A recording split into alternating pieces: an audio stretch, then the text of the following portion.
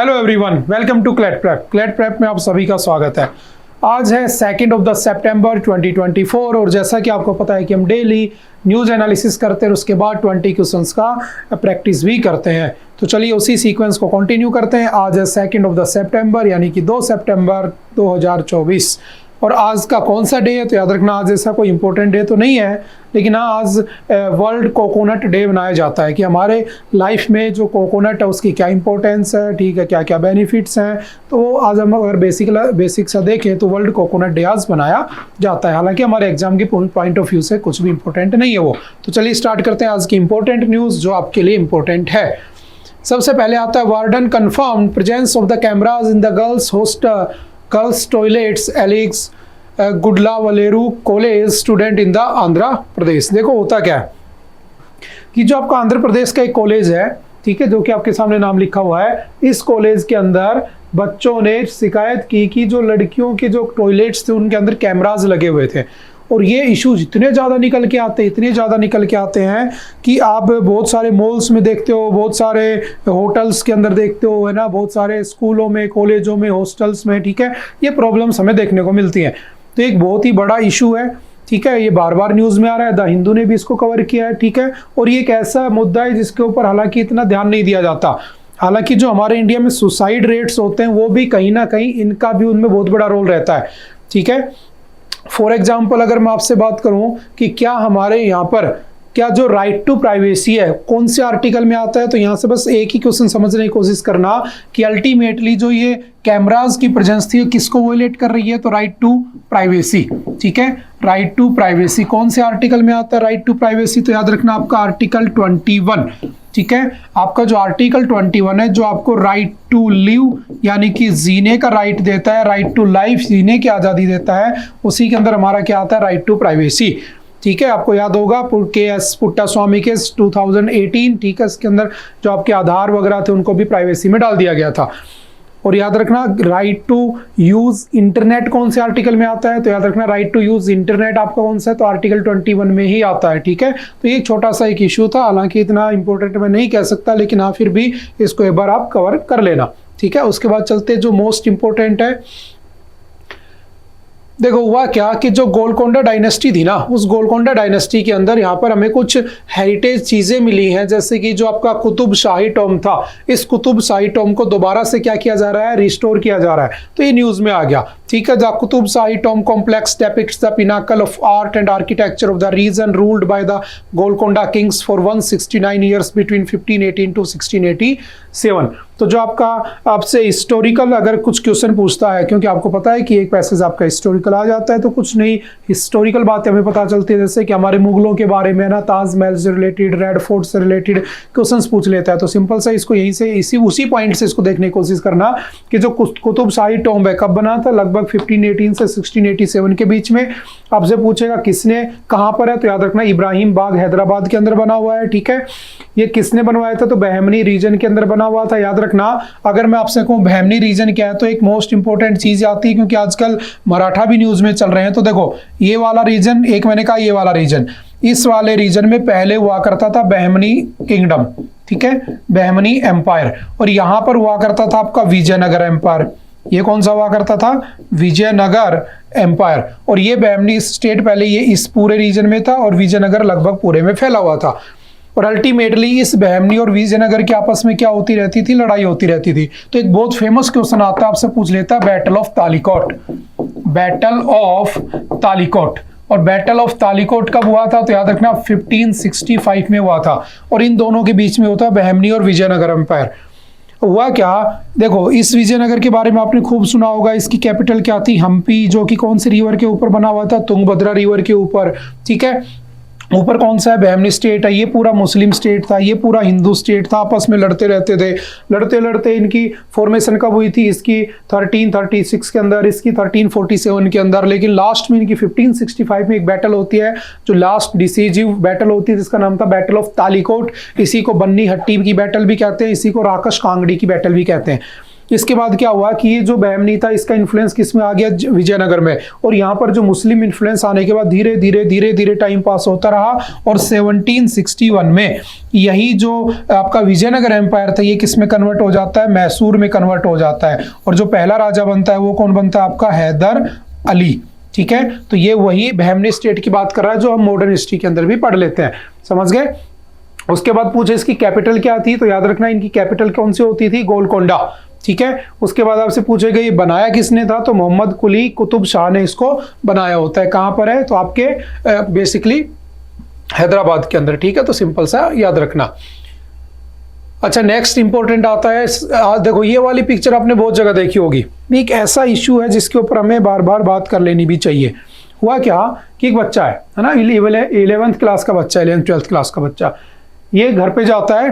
देखो आजकल बच्चे क्या हो गए हैं, तो हम बिल्कुल ज़्यादा, मैं ये कह सकता हूँ कि इनको इतना पैम्परिंग कर करके पाला जाता है कि इनको हल्का सा कुछ कह दो तो अचानक से क्या हो जाता है, स्ट्रेस, और स्ट्रेस में क्या करते हैं, सुसाइड कर लेते हैं। आपने कभी नहीं सुना होगा कि गांव के अंदर किसी बच्चे ने सुसाइड कर लिया हो। घर वाले सुबह पीटते हैं, शाम को पीटते हैं, रात को पीटते हैं, सुबह वैसा का वैसा मिलेगा। अगर आपने शहर में, शहर का मतलब मेरा बेसिकली टारगेट शहर नहीं है, शहर का मतलब वो जगह जहाँ पर तुम्हें बहुत ज़्यादा पैम्परिंग की जाती हो, है ना, कि बच्चा क्या करेगा, बच्चे को पानी की बोतल साथ चाहिए, बच्चे को ये चाहिए, बच्चा क्लास में बैठा है तो उसको प्रॉपर, समझ रहे हो ना। तो होता क्या है कि एक वक्त के बाद बच्चे का दिमाग ऐसा हो जाता है कि उसको अगर आप हल्का सा भी कुछ कह देते हो ना तो घर से भाग जाएगा, वो सुसाइड करने की कोशिश करेगा। ठीक है, वो धमकी देने लगेगा। तो अल्टीमेटली ऐसा ही हुआ। ये जो बच्चा था 11th क्लास का बच्चा था, इसको पता नहीं किस मेंटल ट्रॉमा से गुजर रहा था। इसकी स्कूल की टीचर थी, वो इसको कुछ कहती होगी, धमकाती होगी। एक दिन इसने क्या किया, कल परसों इसने क्या किया, रात को सोया, सुबह घर उठा नहीं। घर वालों को लगा कि भाई कहीं जॉगिंग वॉगिंग करने गया होगा, कहीं इधर उधर घूम रहा होगा, दिल्ली का केस है। फिर उसके बाद घर वालों को सोचा कि पता नहीं यार बहुत देर हो गई, लड़का उठा नहीं है, तो कमरे में जाकर देखा तो लड़के ने तो फांसी लगा रखी थी। अब अल्टीमेटली जब पुलिस की तहकीकात हुई, इंक्वायरी हुई, तो पता चला वहां पे एक पेज मिला। वो पेज क्या था, वो तुम्हारे सामने लिखा है। क्या लिखा है इसके अंदर, टू सुनीता पाशी मैम फ्रॉम धैर्य, इसका नाम धैर्य था, है ना। ये दिन आपके लिए सबसे अच्छा होगा ना मैम, आपकी सबसे बड़ी टेंशन को मैं दूर कर रहा हूं, वो भी हमेशा के लिए। मतलब ऐसी क्या टेंशन थी 11th क्लास के बच्चे को अपनी मैडम से कि उसने फांसी लगा ली। तो हंसने वाली बात नहीं, बहुत बड़ा इशू आज के दिन हमारी सोसाइटी के अंदर। ऐसे ऐसे बच्चे हैं जो ऐसा कर लेते हैं, और ये सारे के सारे केस मैंने सबसे पहले बता दिए किस वजह से होते हैं।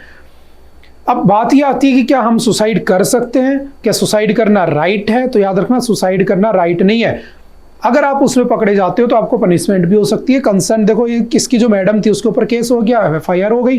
तो अल्टीमेटली याद रखना, हमारा जो कॉन्स्टिट्यूशन है, हमें आर्टिकल 21, बार बार आता है आर्टिकल 21, याद रखना क्या कहता है, राइट टू लिव या राइट टू लाइफ, हमें जीने की आज़ादी देता है। और कैसे जीने की आज़ादी देता है, तो याद रखना विद डिग्निटी, हमें डिग्निटी के साथ जीने की आज़ादी देता है। और कैसी आज़ादी देता है हमें, तो याद रखना एक हेल्दी एनवायरनमेंट में हमें जीने की आज़ादी देता है, जहाँ पर हमें अच्छा खाना मिले, अच्छा पानी मिले, और हमें अच्छी हवा मिले सांस लेने के लिए। लेकिन याद रखना, राइट टू सुसाइड हमारे पास नहीं है, इस बात को भी ध्यान रखना। फॉर एग्जाम्पल आर्टिकल 21 में लिखा है, अगर मैं तुमसे कहूँ राइट टू सुसाइड किस केस में हो सकता है, तो याद रखना, अगर 4 डॉक्टर लिखकर दे दें कि इसके जीने का ना जीने का कोई बेनिफिट नहीं है, तो उसमें क्रिटिकल इलनेस के केस में उसको पैसिव डेथ दी जा सकती है, जिसको हम क्या कहते हैं, यूथानेशिया। क्या कहा जाता है, यूथानेशिया का यूज करके हम उसको डेथ दे सकते हैं। और ये कब हुआ था, तो याद रखना 2015 में पहली बार हुआ था। कौन सा केस था, शाहबानो केस, सॉरी अरुणा शानबाग।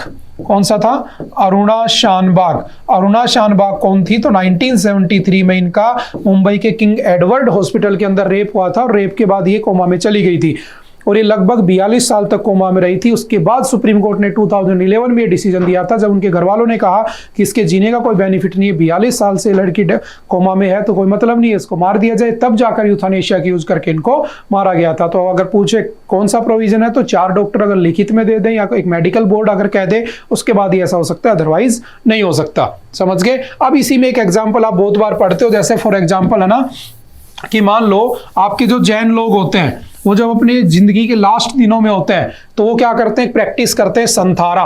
क्या करते हैं, संथारा। और संथारा जैन लोग करते हैं, ध्यान रखना, वो खाना पीना छोड़ देते हैं। तो क्या ये सुसाइड नहीं कर रहे हैं? बिल्कुल ये सुसाइड कर रहे हैं, लेकिन फिर इनको संथारा का अलाउ क्यों किया हुआ है? तो याद रखना, आपके राजस्थान हाई कोर्ट ने संथारा को बैन लगा दिया था, लेकिन बाद में सुप्रीम कोर्ट ने इसको दोबारा से क्या कर दिया? अलाउ कर दिया। अब वो संथारा कर सकते हैं। तो क्या वो सुसाइड नहीं कर रहे? बिल्कुल कर रहे हैं, लेकिन ये किसमें लिखा है? रिलीजियस फ्रीडम में। याद रखना, आपके जो रिलीजियस आर्टिकल्स होते हैं ना, आर्टिकल 25, 26, 27, 28, अगर इन आर्टिकल्स की किसी दूसरे आर्टिकल्स के साथ बहस होती है, यानी कि जब कभी आमना सामना होता है, तो जीतेगा कौन हमेशा? किसको प्रायोरिटी दी जाती है? तो आपके रिलीजियस आर्टिकल्स को ही प्रायोरिटी दी जाती है। समझ गए? तो उस केस में राइट टू सुसाइड ना मानकर क्या माना जाता है कि वो रिलीजियस प्रैक्टिस कर रहा है, अदरवाइज आपको मरने की आजादी नहीं है। ठीक है, तो ये जो सुसाइडल केस, हम इसको काफी बार डिस्कस कर चुके हैं। कोटा के सीन थे, उसके बाद बहुत सारे सीन हमने देखे सुसाइड वाले। ठीक है, अभी जस्ट जो पहली न्यूज हमने स्टार्ट की थी कि जो गर्ल्स टॉयलेट के अंदर जो कैमराज लगा रखे थे, उसके बाद ब्लैकमेलिंग करके बहुत से लोगों को परेशान किया जाता है, तो वो सुसाइड कर लेते हैं। तो हमें इसको रोकने के लिए सरकार को कुछ ना कुछ करना चाहिए। समझ के? मेंटल हेल्थ डिस्टर्ब होती है। मेंटल हेल्थ एक्ट कब आया था? चलो मुझे कमेंट करके बताना कि इंडिया में रिसेंटली मेंटल हेल्थ का जो एक्ट था वो कौन से ईयर में पास किया गया था? 2016, 17, 18 या 20? ये आपके ऑप्शंस हैं। ठीक है, तो इसको सिंपल सा ध्यान रखना। ये बेसिकली तुम्हारी अवेयरनेस के लिए आर्टिकल उठाया गया है और कोई पर्पस नहीं है इसका। ठीक है, तो इतना परेशान नहीं होना है। और हमारी जो सरकार है वो भी काफ़ी कुछ कर रही है। हमने पढ़ा था टेलीमानस, एक ऐसा एआई सॉफ्टवेयर हमने टूल स्टार्ट किया है जो हमारी हेल्प करता है किसमें? सुसाइडल केसेस के अंदर, है ना। जिससे अगर आप अपने घर वालों से बात नहीं कर सकते तो रोबोट से बात कर लो एटलीस्ट, है ना, चैट जीपीटी का यूज़ करके। तो बहुत सारी स्कीम सरकार चलाती भी है। ठीक है, तो चलिए आगे कंटिन्यू करते हैं। Schools in the uphill climb away for Dongria Kondh tribal children in Orissa's region. देखो, ये जो बेसिकली बात कर रहा है किसकी? डोंगरिया कौंड ट्राइबल। पहली बात तो याद रखना, आपकी अगर पूछे टोटल ट्राइब्स कितनी है, बार बार न्यूज में रहता है टोटल ट्राइब्स कितनी है हमारे पास, तो याद रखना 705 अकॉर्डिंग टू 2011 पॉपुलेशन सेंसस जो हुआ था। अगर पूछे इसमें से पीवीटीजी कितनी है, तो पीवीटीजी 75 है। सबसे पहले पीवीटीजी कितनी बनी थी? तो 52 बनी थी। कौन से कमीशन के? ढेबर कमीशन की रिकमेंडेशन के बाद 1975 में 52 पीवीटीजीज बनाए गए थे पहली बार। आज के दिन कितनी है? तो याद रखना 75। और ये जो डोंगरिया कौंड जो ट्राइब है ये किस में आती है? पीवीटीजी में ही आती है, याद रखना। और अगर पूछे मैक्सिमम पीवीटीजी कहां पर है, तो मैक्सिमम पीवीटीजी कौन से स्टेट में है? तो याद रखना आपके उड़ीसा में पाई जाती है। ठीक है, मैक्सिमम उड़ीसा में ही 13 क्या मिलती हैं आपकी? पीवीटीजी पाई जाती है। इस बात को भी ध्यान रखना। और अगर वैसे ओवरऑल पूछे मैक्सिमम ट्राइब कहां पे है, तो वैसे ओवरऑल मैक्सिमम ट्राइब आपकी एमपी में है। और अगर पूछे मिनिमम ट्राइब कहां पर पाई जाती है, तो याद रखना पंजाब और हरियाणा, यहां पर 0 ट्राइब्स पाई जाती है। बेसिक सा डाटा आपको पता होना चाहिए। और हमारी जो प्रेसिडेंट है द्रौपदी मुर्मू जी, वो भी क्या है? संथाल ट्राइब से है, तो ट्राइबल वूमेन है। और मणिपुर के अंदर ट्राइबल कॉन्फ्लिक्ट चल रहा है। ठीक है, मैंने आज भी आपने देखा होगा द हिंदू के अंदर वहां पर कॉन्फ्लिक्ट हो गया और उसमें कुछ लोग मारे गए। तो आप उस वीडियो को देखने के लिए आप क्लैट प्रेप के यूट्यूब चैनल पे जाके आप उसके अंदर मणिपुर कॉन्फ्लिक्ट देख सकते हो। उसमें हम सारी ट्राइब्स को अच्छे से डिटेल में हमने उसमें डिस्कस भी किया हुआ है। ठीक है, आप उसको रेफर कर सकते हो। अब आ जाते हैं इस न्यूज के ऊपर। ये जो आपकी डोंगरिया कौंड जो ट्राइब है, इसके अंदर हुआ क्या कि जो उड़ीसा का रायगढ़ है, इसके अंदर जो बच्चे हैं ना, उनको एजुकेशन प्रॉपर नहीं मिल पा रही। देखो, ये बच्चा बैठा है, इसके हाथ में एंड्रॉइड मोबाइल है, इसके पास इंटरनेट का एक्सेस है, ये इंस्टाग्राम चलाता है, ये फेसबुक चलाता है, ट्विटर चलाता है, सब चलाता है, लेकिन इसके पास क्वालिटी एजुकेशन नहीं है। तो हमारे सामने सबसे अच्छा, सबसे बड़ी प्रॉब्लम यही है जो इसमें लिखा गया है कि अमीन कदरका 14 साल का है, can tell you all about the latest Instagram reels. जैसे कि आप सब जानते हो, go through his Facebook friend list and expertly navigate through his favourite YouTube videos. His fingers move quickly across the cell phone and his viewing independent on the Google's algorithm. Beyond this digital world he struggles to read. ठीक है, Amin belongs to the Dongria Kondh community, a particularly vulnerable tribal group whose only brush with literacy is through the smartphone he holds dear।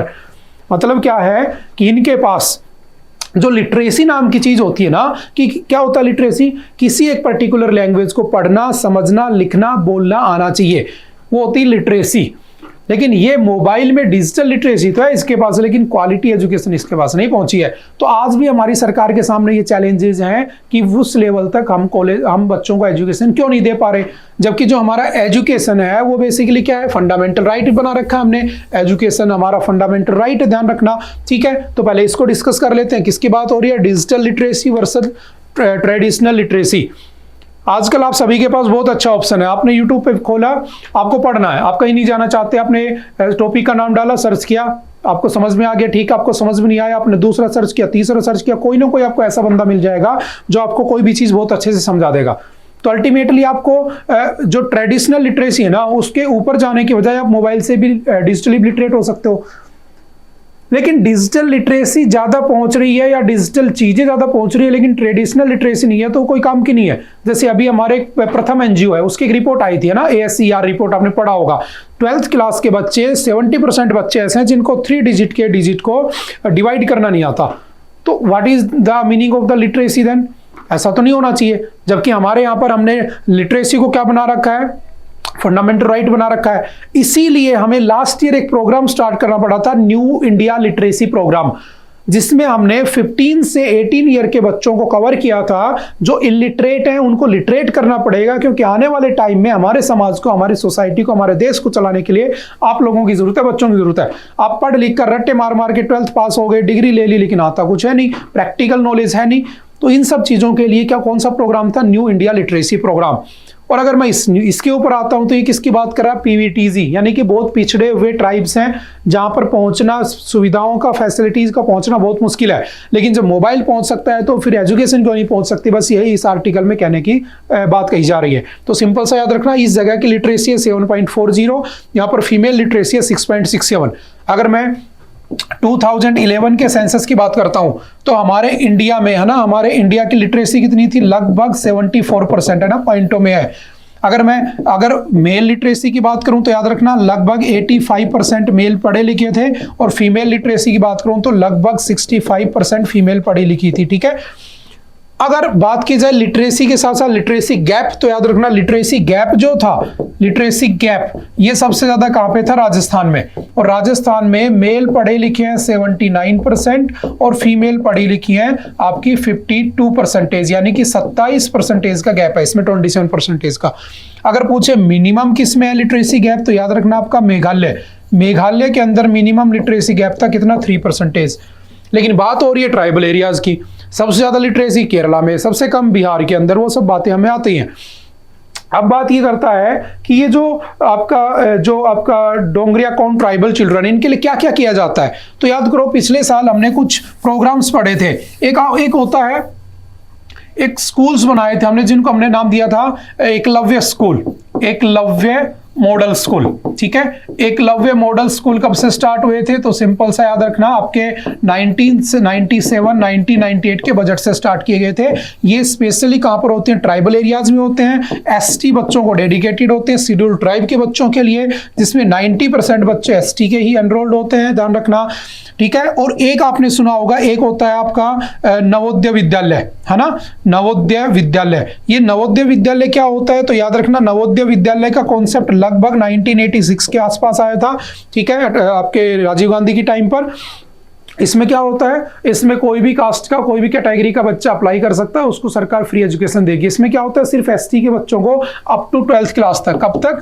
Up to 12th class तक क्या दी जाती है? Free और compulsory education दी जाती है। Plus उसके अंदर क्या होता है? याद रखना रेजिडेंशियल स्कूल थे, ये रेजिडेंशियल स्कूल होते हैं। लास्ट ईयर याद करो 740 रेजिडेंशियल स्कूल बजट में पास किए गए थे, और 38,800 टीचर्स की वैकेंसी भी निकाली गई थी इसमें। तो लास्ट टाइम ये न्यूज में भी था, पिछले साल में, इस बार इसका कोई जिक्र नहीं किया गया। समझ गए? तो ये थोड़ी सी बातें याद रखना। कहाँ के लिए? शेड्यूल ट्राइब के लोगों के लिए। क्योंकि जब ये बच्चे पढ़े लिखे हो जाएंगे तो अपने आप क्या होगा? धीरे धीरे इनका पार्टिसिपेशन होगा, और जब सोसाइटी में पार्टिसिपेशन होगा तो अल्टीमेटली ये किससे लिंक हो जाएंगे? स्ट्रीमलाइन से। और स्ट्रीमलाइन से लिंक हो जाएंगे तो अल्टीमेटली इनका डेवलपमेंट भी हो जाएगा। समझ गए? तो ये 2-4 बातें याद रखना। ठीक है। उसके बाद चलते next, reforming the process of judicial appointment. देखो, ये एक ऐसा इशू है जो काफी देखने को मिलता है। मैंने कहा कि मान लो सुप्रीम कोर्ट है ना, सुप्रीम कोर्ट का आर्टिकल कौन सा है? तो याद रखना 124।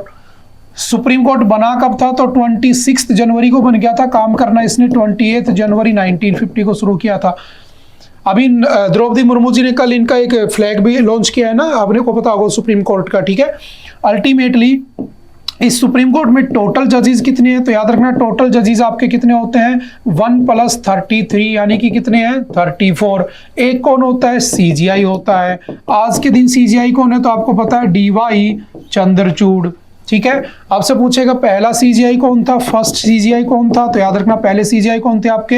हीरालाल जे कानिया यानी कि एच.जे. कानिया। आपसे पूछेगा क्या कोई फीमेल सीजीआई बनी है आज तक? तो याद रखना कोई भी फीमेल सीजीआई आज तक नहीं बनी है। हाँ, जज जरूर बनी है। और पहली फीमेल जज पूछे, फर्स्ट फीमेल जज कौन थी? तो याद रखना उनका नाम क्या था? बहुत बार पूछ लेता है, एमबी फातिमा बीवी। ठीक है, अगर पूछे मैक्सिमम टेन्योर किसका रहा है? तो याद रखना मैक्सिमम टेन्योर आपके कौन से जज का रहा है? तो उसका नाम क्या था? इनके फादर ही थे ना, वाई.वी. चंद्रचूड़, यशवंत विष्णु चंद्रचूड़। ये हैं आपके धनंजय यशवंत चंद्रचूड़। ये रहे थे आपके 1978 से लेकर 1985 तक क्या रहे थे? CGI of India. और सीजीआई की ईयर डेट कितनी होती है? 65 ईयर तक क्या रहता है? पोस्ट पर रहता है, उसका टेन्योर होता है, ध्यान रखना। अगर पूछे मिनिमम टेन्योर किसका रहा है? तो याद रखना किसका रहा है? कमल नारायण। कमल नारायण। और कमल नारायण का टेन्योर कितना रहा है? तो याद रखना 70 डेज, 17 दिन। 17 दिन बाद वो कितने साल के हो गए थे? 65 ईयर के। तो इनको रिटायर कर दिया गया था 1991 में, ये बने थे। ये कुछ बेसिक सी बातें आपको पता होनी चाहिए।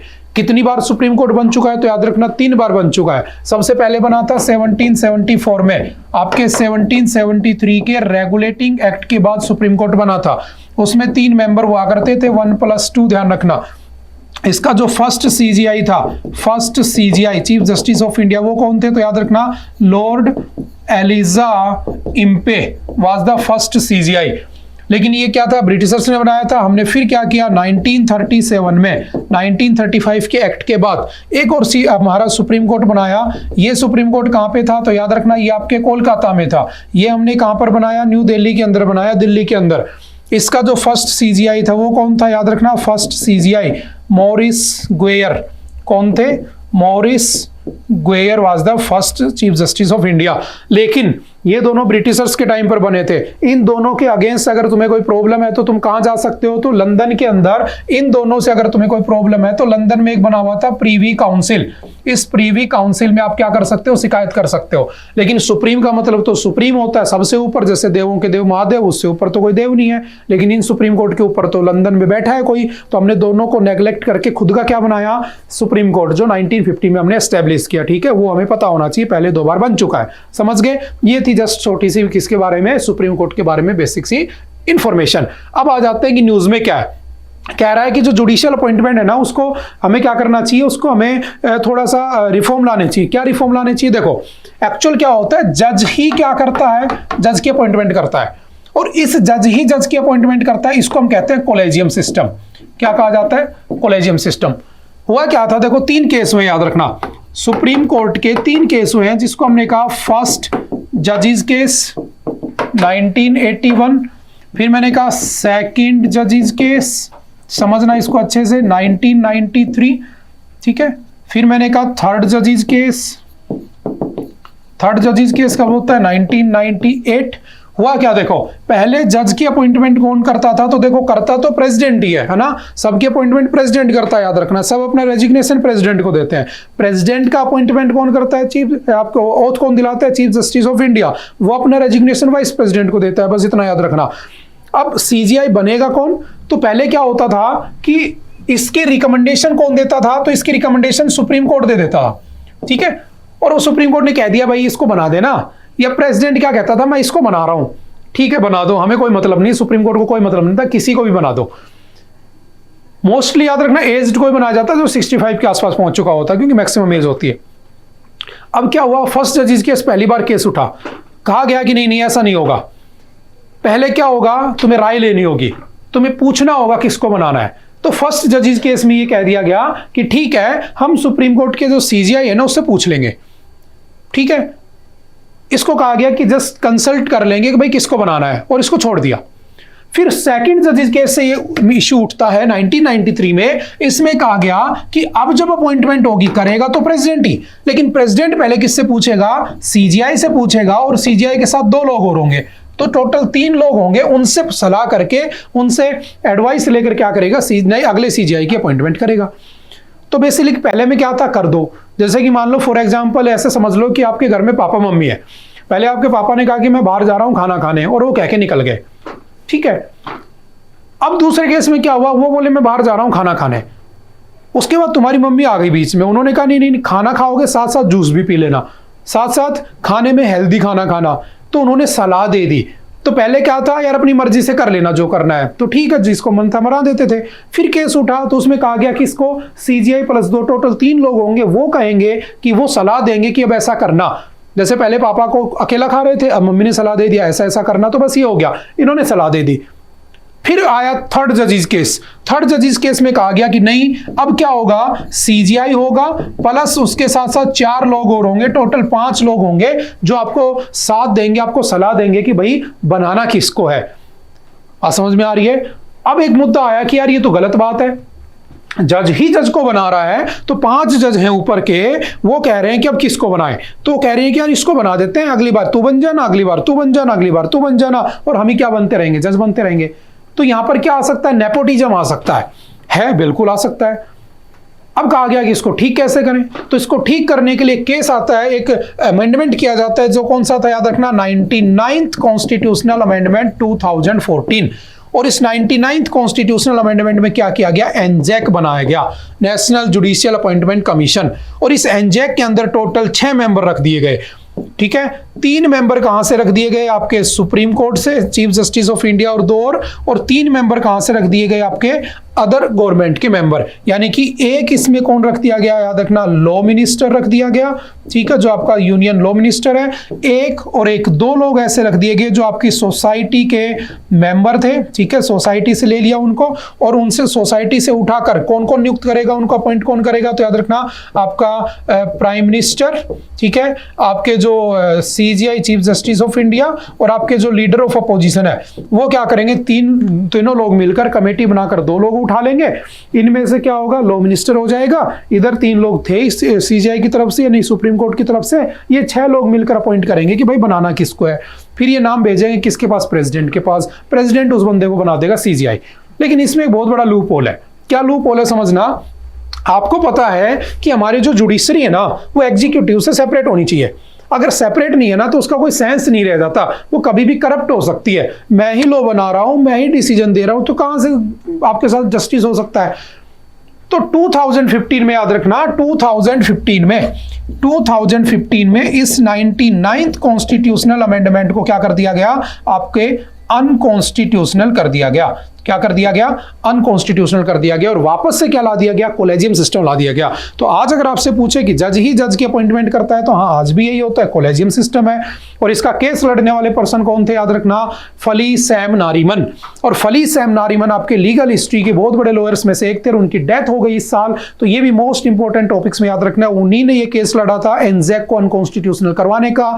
उन्होंने बहुत सारे बड़े बड़े केस लड़े थे, हमने क्लासरूम के अंदर डिस्कस भी किया हुआ है, तो प्लीज उसको हॉट टॉपिक्स की लिस्ट में ध्यान रखना, समझ गए। तो ये क्या था आपका पूरा एनजैक, और अभी ये चाहते हैं कि ऐसा ही होना चाहिए। क्यों, क्योंकि आपके हाई कोर्ट के अंदर लगभग 60 लाख केस पेंडिंग पड़े हैं, ठीक है। कैसे ठीक होंगे, जब जजों की अपॉइंटमेंट होगी, अच्छे जजों की अपॉइंटमेंट होगी, वो सब बातें इसमें की जा रही है कि कैसे इनको हटाया जा सकता है। तो इसी में इसने एनजैक और इन सबको भी डिस्कस किया, तो हमने इसको थोड़ा सा पढ़ लिया।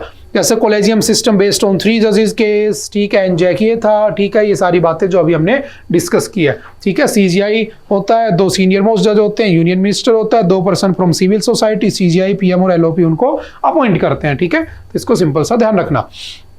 उसके बाद है are lie detector test legally valid. क्या लाई डिटेक्टर टेस्ट जो होते हैं, झूठ पकड़ने वाले टेस्ट, क्या वो लीगली वैलिड है? ये आर्टिकल आज से 3-4 दिन पहले मैं डिस्कस कर चुका हूं, तो आप प्लीज उस वाले न्यूज चैनल को या उस वाले न्यूज को आप एक बार देख सकते हो। आपने देखा होगा तो आपको पता होगा। मैंने एक मूवी भी बताई थी, आपने कमेंट नहीं किया कि कौन सी मूवी थी, सन्नी देओल की। चलो आज बताना कौन सी थी जिसके अंदर पूरा का पूरा लाई डिटेक्टर टेस्ट के ऊपर मूवी बनी हुई थी, ठीक है। होता क्या है, देखो अभी जो आपका कोलकाता रेप केस चल रहा था, उसके अंदर जो उसका वो था अक्यूज था, उसके ऊपर लाई डिटेक्टर टेस्ट किया गया है, ठीक है। और उसके अंदर कहा गया कि क्या लाई डिटेक्टर टेस्ट होना चाहिए, तो मैंने उस दिन भी आपको समझाया था, एक बार देख लीजिए। आर्टिकल 20 फिर से न्यूज में आ गया, तो हम इसको डिस्कस कर लेते हैं। आर्टिकल 20 आपका फंडामेंटल राइट है, और आर्टिकल 20 जो है ना आपका, वो बेसिकली 3 चीजें लिखी हैं उसके अंदर। आर्टिकल 20 के फर्स्ट में क्या लिखा है, तो इसके अंदर सिंपल सा लिखा हुआ है कि नो एक्स फैक्टो लॉ। ये हमने उस दिन डिस्कस कर दिया था कि किसी को मतलब जिस समय क्राइम करेगा उस समय क्राइम के हिसाब से पनिशमेंट होगी, ना कि जो पकड़ा जाएगा। एक होता है no double jeopardy, no double jeopardy, ये भी हमने उस दिन डिस्कस किया था जिसके अंदर हमने राजीव गांधी वाले असैसिनेशन को डिस्कस किया था, ठीक है। तो इसमें क्या होता है, एक क्राइम की एक पनिशमेंट होनी चाहिए, वन क्राइम वन पनिशमेंट। तीसरा क्या होता है, no self incrimination. No self incrimination का मतलब होता है कि आप किसी को खुद के लिए गवाही देने के लिए फोर्स नहीं कर सकते। और आप खुद को खुद के लिए गवाही देने के लिए फोर्स कैसे कर सकते हो, तो उसके दो तरीके हैं। पहला तो क्या है, लाई डिटेक्टर है, ठीक है। कौन सा है, लाई डिटेक्टर टेस्ट है, ठीक है, जिसको हमने क्या नाम दिया था, पॉलीग्राफ टेस्ट भी नाम दिया था, याद करो 2 दिन पहले पढ़ा था ना, पॉलीग्राफ टेस्ट, ठीक है। दूसरा क्या होता है, तो दूसरा हमारा होता है नार्को टेस्ट, ठीक है। नार्को टेस्ट में क्या होता है, तो हम बेसिकली क्या करते हैं, उसको ड्रग देते हैं जिसका नाम क्या है, सोडियम पेंटोथाल। और ये सोडियम पेंटोथाल जो होता है इसको ट्रूथ सीरम भी कहते हैं। जब ये बॉडी में जाता है तो हमारा शरीर अनकॉन्शियस स्टेट में चला जाता है, हम वही कहते हैं जो हमने किया है, हम एक्स्ट्रा सोच नहीं पाते, तो हमारी सोचने समझने की क्षमता खत्म हो जाती है, तो इसलिए इसको ट्रूथ सीरम भी कह देते हैं। तो 2 ही तरीके हैं आपसे सच उगलवाने के। लेकिन क्या लीगली होना चाहिए क्या, हम उस दिन डिस्कस कर चुके अच्छे से सारे कौन कौन से केसेस थे। तो उसमें हमने उसमें पढ़ा था कि ये लीगली अलाउड नहीं है, सिर्फ 2 केस में अलाउड है, याद रखना। कौन कौन से, फर्स्ट या तो आपने क्या किया हो, क्राइम अगेंस्ट नेशन, या तो आपने देश के अगेंस्ट क्राइम किया हो, या फिर दूसरा क्या होता है, crime against children and women, या आपने महिला या बच्चों के खिलाफ कोई क्राइम किया हो तो ही हो सकता है, अदरवाइज नहीं होता है। बात समझ में आ रही है। तो ये उस दिन हमने सारे केसेस भी डिस्कस किए, तो मैं फिर से कहूंगा उसको आप एक बार रेफर करके देख सकते हो, ठीक है, समझ गए। ये दोबारा न्यूज में आ गया, मैंने उस दिन भी कहा था काफी बार न्यूज में आता रहेगा, तो इसको देखते रहेंगे। इसको क्या कहा जाता है, डिटेक्शन टेस्ट को तो हम कहते हैं डिसेप्शन डिटेक्शन टेस्ट भी कहा जाता है इनको, ठीक है। उसके बाद चलते next, Ensure LGBTQIA+ couples get ration card says centre. मतलब देखो हमारे सेंटर को ये कहना पड़ रहा है कि जो LGBTQ कम्युनिटी के लोग हैं इनको राशन कार्ड मिलना चाहिए। देखो 2 तरह की चीजें होती हैं, एक होता है मेल, एक होता है फीमेल, जो कि जनरली चला आ रहा है। अब क्या हुआ, एक नई कम्युनिटी का राइज अप हुआ जिसको हम कहते हैं LGBTQ, है ना, लेस्बियन, गे, बाइसेक्सुअल और ट्रांसजेंडर, ये सब। अब धीरे धीरे इनके राइट्स की बात की जा रही है। पहले क्या होता था, आज भी इन लोगों के साथ बहुत सारा नाइंसाफी होती है। अगर कोई बच्चा स्कूल में पढ़ रहा है, किसी को पता चलता है कि LGBTQ कम्युनिटी से बिलोंग करता है, तो अल्टीमेटली उसको उस हीन भावना से देखा जाता है, उसका मजाक उड़ाया जाता है, उसको ब्लैकमेल किया जाता है, तो वो अपनी एजुकेशन को नहीं पा पाता, तो एजुकेशन छूट गई उसके हाथ से। बात समझ में आ रही है ना। सोसाइटी में हम कहते हैं article 21, live with the dignity, मुझे डिग्निटी से जीने का अधिकार है, लेकिन उसको ब्लैकमेल किया जाता है, उसको परेशान किया जाता है, तो डिग्निटी से नहीं जी पाता है, तो उसका आर्टिकल 21 भी छीन जाता है। हम कहते हैं article 14, equality in the society before the law, लेकिन कानून के सामने भी उनका मजाक बनता दिखता है। तो अल्टीमेटली इन सब चीजों को देखते हुए हमारी सुप्रीम कोर्ट को, हमारे कानून को भी चाहिए, हमारे कॉन्स्टिट्यूशन को भी चाहिए कि इनके लिए कुछ होना चाहिए। तो बेसिकली LGBTQ कम्युनिटी के लोगों के लिए आपको पता होगा, सबसे पहले एक एक्ट पास किया गया था, क्या नाम था उसका, आपका ट्रांसजेंडर्स प्रोटेक्शन एक्ट। कब आया था ट्रांसजेंडर्स प्रोटेक्शन एक्ट, तो सिंपल से याद रखना 2019 में। कब आया था, ट्रांसजेंडर, लिख लो, प्रोटेक्शन एक्ट 2019, ठीक है। इससे पहले तो 2014 में क्या किया गया था, इसको थर्ड जेंडर के नाम से रिकॉग्नाइज किया गया था, ठीक है। उसके बाद याद रखना, देखो अगर मैं करंट सिनेरियो की बात करूं, इस न्यूज के ऊपर हम आ जाएंगे, ठीक है। अगर ऐसा कहा जाए कि अभी हुआ, तो ऐसा नहीं, आप हिस्ट्री उठाकर देखोगे, आप अलाउद्दीन खिलजी की कहानियां पढ़ोगे, तो उस समय भी लोग LGBTQ कम्युनिटी के हुआ करते थे, आज भी हैं। बस लीगल स्टेटस है कि नहीं उसकी बात होती है। तो याद रखना, आपने एक वर्ड सुना होगा जिसको हम क्या कहते हैं, बेसिकली होमोसेक्सुअलिटी। होमोसेक्सुअलिटी अगर पूछे भारत में क्या थी, तो पहले क्रिमिनलाइज थी, यानी कि इसको क्राइम माना जाता था, कहने का मतलब ये है। फिर हमने क्या किया, 2005 में पहली बार हमारा दिल्ली हाई कोर्ट था जिसने क्या किया था, इसको डीक्रिमिनलाइज किया था कि भाई ये क्राइम नहीं है। लेकिन इसी डिसीजन को सुप्रीम कोर्ट ने ओवरटर्न कर दिया था कि ये क्या है, क्राइम है। फिर आगे चलकर 2018 में हमारे सुप्रीम कोर्ट ने क्या कहा, सेक्शन 377 को क्या कर दिया, रिमूव कर दिया, हटा दिया और कह दिया कि ये क्या है, क्राइम नहीं है, इसको डीक्रिमिनलाइज कर दिया। तो आज के दिन अगर पूछे होमोसेक्सुअलिटी क्या है, तो डीक्रिमिनलाइज किया हुआ है। कौन सा केस था, तो आपको याद होना चाहिए, नवतेज सिंह जौहर, शायद ये भी हम कई बार पढ़े हैं, नवतेज सिंह जौहर का केस था, जिस केस में ये कहा गया था कि होमोसेक्सुअलिटी क्या थी, 2018 में इसको लीगल कर दिया गया।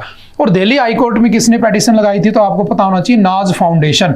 नाज फाउंडेशन जो है आपका, उसने केस रजिस्टर किया था, पिटीशन लगाई थी। उसके बाद दिल्ली हाई कोर्ट ने इसको डीक्रिमिनलाइज कर दिया था, फिर से इसको क्रिमिनलाइज कर दिया गया और 2018 में फिर से डीक्रिमिनलाइज कर दिया गया। तो आज के दिन सेक्शन जो 77 है, वो 377 है, वो क्या है, डीक्रिमिनलाइज है। लेकिन बात ये निकल के आती है कि क्या इन लोगों के साथ आज भी बेईमानी होती है? बिल्कुल होती है, इनको कोई रिकॉग्नाइज नहीं किया जाता है।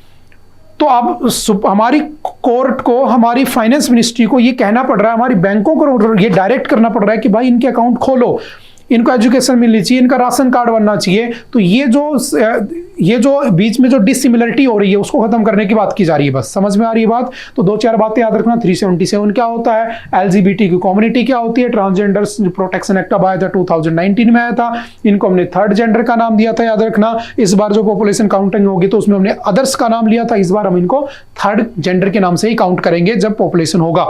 2011 के जो पॉपुलेशन सेंसस था उसके अंदर हमने अदर्स की लिस्ट में इनको रखा होता है, समझ गए। और आज ये बहुत बड़ी बड़ी पोस्टों पर भी ये लोग पहुंच चुके हैं, क्योंकि एजुकेशन सबका राइट है, याद रखना, ठीक है। आर्टिकल 21 सभी को मिला हुआ है, आर्टिकल 14 सभी को मिला हुआ है, और उसके साथ साथ आपके आर्टिकल सारे के सारे फंडामेंटल राइट जो आपके पास है वही इस कम्युनिटी के लोगों के पास भी होते हैं। अब एक बात निकल के आती है कि क्या, देखो होता क्या है कि बहुत बार होता है कि कोई लड़का है वो लड़के की तरफ अट्रैक्टेड है, या कोई लड़की है वो सिर्फ लड़के की तरफ अट्रैक्टेड है। इसी को तो कह देते हैं LGBTQ, लेस्बियन, गे, या जो ये कम्युनिटी होती है। तो अल्टीमेटली ये क्या शादी कर सकते हैं क्या?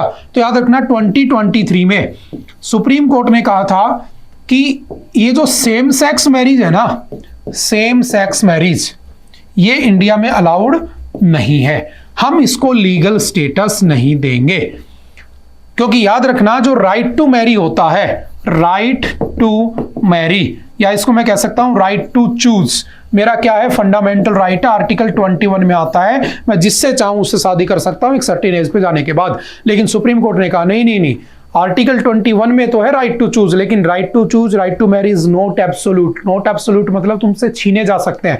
हालांकि मैंने तुमसे कहा था आर्टिकल 20 और 21 इमरजेंसी के केस में भी नहीं छीनते हैं, लेकिन आपका जो सेम सेक्स मैरिज है उसको छीना जा सकता है। क्या अलाउड नहीं है? तो बिल्कुल अलाउड है। लड़का लड़का, लड़की लड़की शादी कर सकते हैं हमारे देश में, लेकिन उनको लीगल स्टेटस नहीं मिलेगा, उनको सर्टिफिकेट नहीं मिलेगी, उनको जो कपल्स के बेनिफिट होते हैं वो नहीं देगी सरकार, शादी करके वो रह सकते हैं। क्यों? क्योंकि होमोसेक्सुअलिटी डीक्रिमिनलाइज कर दी जा चुकी है। समझ में आ रही है बात? तो ये 2-4 बातें भी याद रखना।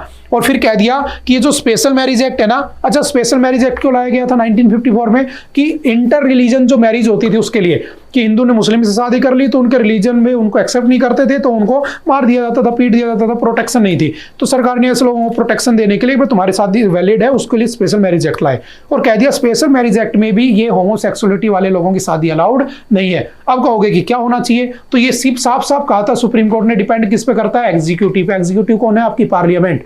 पार्लियामेंट अगर चाहे तो लॉ बना सकती है, और अगर उसके बाद किसी की पेटिशन आती है तो जजमेंट देने का काम तो है CGI का या सुप्रीम कोर्ट का। याद रखना सुप्रीम कोर्ट कभी भी इंटरफेयर नहीं करती है पार्लियामेंट में, पार्लियामेंट कभी इंटरफेयर नहीं करती है सुप्रीम कोर्ट या कोर्ट के जजमेंट में। आर्टिकल 121 और 122 में ये बातें लिखी हुई है कि वो एक दूसरे को इंटरफेयर नहीं करते, एक दूसरे काम में टांग नहीं अड़ाते हैं। समझ गए? तो अगर पार्लियामेंट रूल बनाती है तो इनको अलाउ भी कर सकती है। ठीक है, इस बात को ध्यान रखना। उसके बाद चलते next. Russian helicopter with 22 on board goes missing in the Kamchatka peninsula. ये देखो आपका एक पेनिनसुला है, ठीक है, कामचटका। क्या होता है पेनिनसुला? जो तीनों तरफ से किससे घिरा हुआ हो, पानी से घिरा हुआ, उसको पेनिनसुला कह देते हैं, सिंपल। ठीक है, अब क्या हुआ, ये जो आपका पेनिनसुला है, देखो जो चारों तरफ से पानी से घिरा हो उसे क्या कहते हैं? उसे हम आइलैंड कहते हैं। जो तीनों तरफ पानी से घिरा उसे क्या कहते हैं? पेनिनसुला कहते हैं। ठीक है, और अगर पूछे जो पानी का वो हिस्सा जो 3 तरफ से सरफेस से घिरा हो तो उसे क्या कह देते हैं? बे कह देते हैं, बे ऑफ बंगाल जैसे। समझ गए? सिंपल सा याद रखना। अब मैंने कहा कामचटका, कामचटका कहां पे है? तो याद रखना रशिया में। और रशिया सबसे बड़ा देश है किसके मामले में? एरिया के मामले में। याद रखना रशिया के अंदर टोटल आपके 12 टाइम जोन फॉलो किए जाते हैं, 11 से 12 टाइम जोन। हमारे यहाँ तो एक ही है जो नैनी से गुजर रहा है 82.5 डिग्री, और इसके अंदर एक आता है कौन सा? आपका कामचटका पेनिनसुला, जो कि यहाँ पर बना हुआ है। बस सिंपल सा याद रखना। कई बार ऐसे क्वेश्चंस ज्योग्राफी के आ जाते हैं कि recently Kamchatka peninsula was in the news, बताइए कहाँ पर है। तो इसको वन लाइनर में याद रखने की कोशिश करना, क्योंकि वर्ल्ड ज्योग्राफी हमारे सिलेबस में नहीं आती है। समझ गए? तो इसको बेसिक सा सिंपल सा याद रखना। ठीक है, और यहाँ से 22 लोग थे हेलीकॉप्टर में, वो गायब हो गया। और इंडिया में तो बिहार में भी चोरी हो जाता है ना, वो बाद की बातें हैं ना। Bihar is not for the beginners, जाना भी मत। India's neighbourhood watch past and present, एक बहुत ही अच्छा आर्टिकल, बहुत ही शानदार आर्टिकल है, जिसमें लिखा गया है कि इंडिया के चारों तरफ जो पड़ोसी है ना, उन पड़ोसियों के साथ हमारे क्या रिलेशन चल रहे हैं, कैसे उन रिलेशंस को अच्छा किया जा सकता है, उनको देखते हुए हमें कैसे रहना चाहिए। जैसे कि देखो, बात समझ में आ रही है ना कि अब हमें इंडिया को क्या करना चाहिए, प्रेजेंट सिचुएशन क्या चल रही है आपके बांग्लादेश में, आपके म्यांमार में, आपके पाकिस्तान में, आपके अफगानिस्तान में, वो सब डिस्कस करने की कोशिश की गई है। तो चलो हम इसको एग्जाम के पॉइंट ऑफ व्यू से देखने की कोशिश करते हैं, ठीक है, क्योंकि हमारा काम टारगेट कौन सा है, नॉलेज प्लस एग्जाम को टारगेट करते हुए। देखो ये हमारा इंडिया है, इस इंडिया में ये आपका नेपाल है, ये चाइना है, ये भूटान है, ये बांग्लादेश है, ये आपका म्यांमार है, ठीक है, ये आपका पाकिस्तान, अफगानिस्तान। बताओ कितने पड़ोसी हो गए, 1 2, ठीक है, 3 4 5 6 और 7, टोटल कितने पड़ोसी देश है, 7। श्रीलंका पड़ोसी नहीं है क्योंकि उसकी बाउंड्री नहीं लगती है, जिसकी दीवार में दीवार होती है वो तुम्हारा पड़ोसी होता है, ध्यान रखना।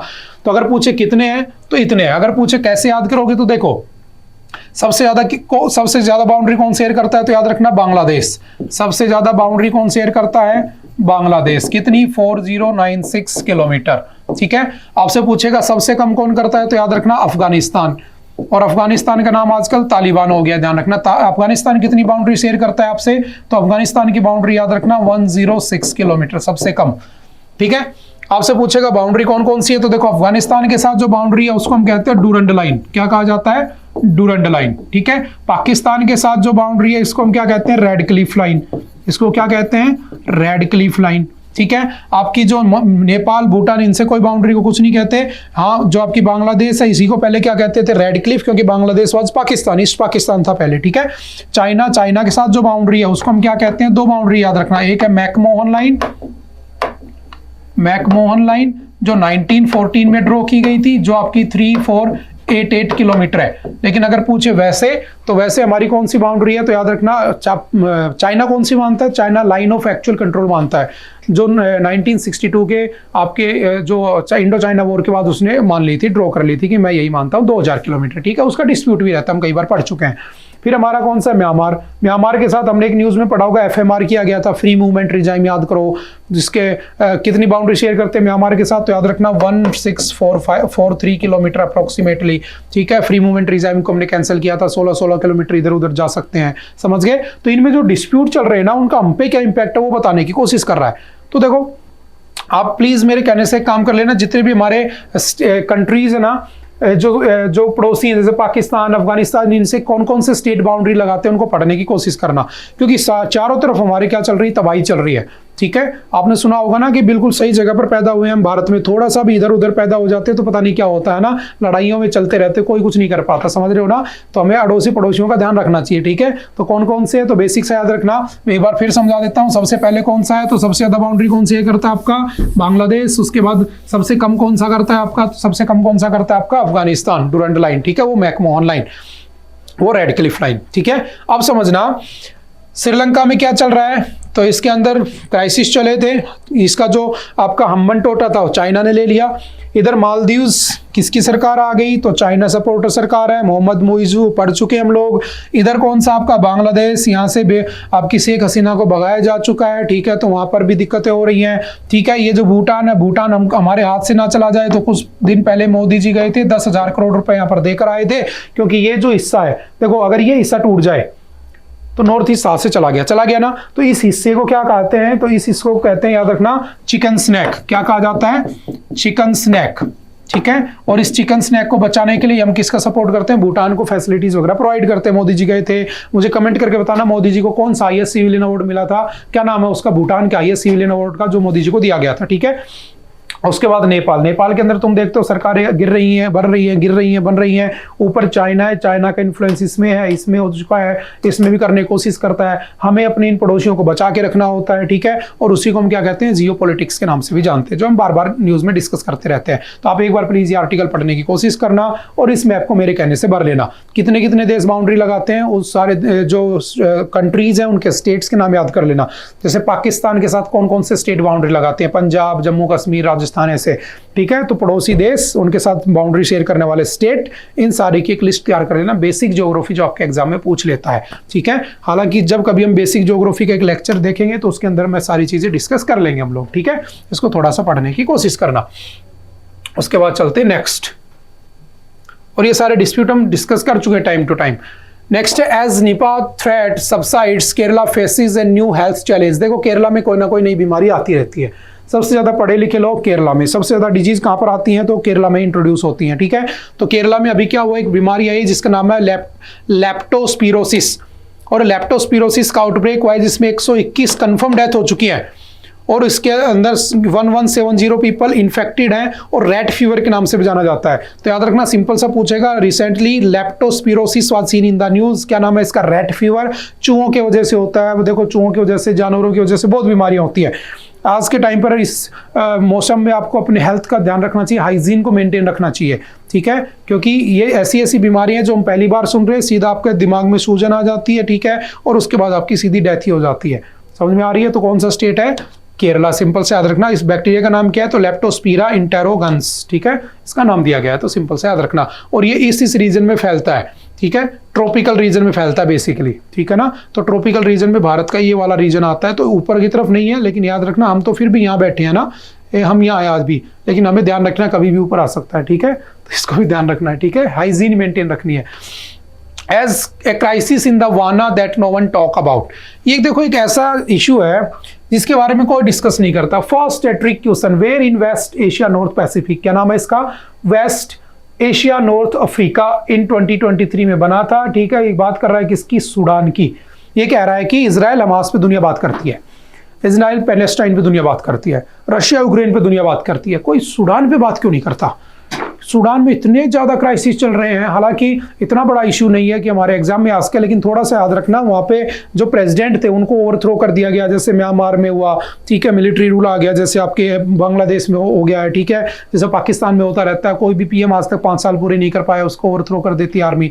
तो आर्मी इतनी पावरफुल बन चुकी है कि वो वहां पर सरकार चला रही है। तो अल्टीमेटली सूडान में भी इतने क्राइसिस चल रहे हैं, वहां पे इतनी भूखमरी है, लोगों के पास खाने को पैसे नहीं है, लोगों के पास खाने को कुछ भी नहीं है, बिल्कुल जो माल न्यूट्रिशन सबसे ज्यादा मिलेगा, हर चीज वहां मिलेगी। तो ये यही कह रहा है कि भाई इसको क्यों नहीं डिस्कस करते। इसके अंदर लगभग 2 मिलियन लोगों की डेथ हो चुकी है अब तक, जब से 1956 में ये हुआ था, इंडिपेंडेंट हुआ था, ठीक है। तो उसके बाद धीरे धीरे अगर इसमें देखोगे तो मिलिट्री कूप बने हुए हैं, मिलिट्री रूल कर रही है, ठीक है, वो सब ठीक है। इंडिया का स्टेक क्या है? तो इंडिया इससे बहुत ज्यादा ट्रेड करता है। इंडिया ने 2022-23 में इससे सूडान के साथ डायरेक्ट ट्रेड किया था $2034 मिलियन का, ठीक है। तो इस बात को थोड़ा ध्यान रखना। हम उसमें दवाइयां भी बेचते रहते हैं, हमने कोविड-19 में भी उसकी हेल्प की थी। बस आपके एग्जाम के पॉइंट ऑफ व्यू से, तो एग्जाम से मतलब है, तो इतना याद रखना। सूडान कहाँ पे है? तो सूडान बेसिकली यहाँ पर बना हुआ अफ्रीका में। ये ऊपर कौन सा? इजिप्ट है, अरिट्रिया, इथोपिया, युगांडा, केन्या, ठीक है, ये आपका रिपब्लिक ऑफ कॉन्गो, ठीक है, इस तरफ आपका डारफुर इसी का रीजन है, इधर लीबिया बना हुआ है, ठीक है, ये बीच में आपका रेड सी है, गल्फ ऑफ एडम्स, ठीक है, सिंपल से याद रखना। ये सोमालिया है आपका। आपसे पूछेगा इसकी कैपिटल कौन सी है, तो याद रखना सूडान की कैपिटल कौन सी है? खार्टूम। कौन सी है? खार्टूम। काफी न्यूज में रहता है, तो इसकी कैपिटल जरूर याद रखना। मुझे कमेंट करके बताना, who is the president of the Sudan at present. क्या कोई है या नहीं है? तो नहीं है, क्यों नहीं है तो कौन है, ये आप मुझे बताना, ठीक है। बाकी की बातें आई थिंक आज के लिए इतना ही था। नेक्स्ट एडिटोरियल में हम इसको डिस्कस करेंगे जब न्यूज़ें हैं रिपीट हो जाएंगी। ओके, आई होप कि आपको बातें समझ में आई होंगी। Okay, bye bye, thank you, have a nice day.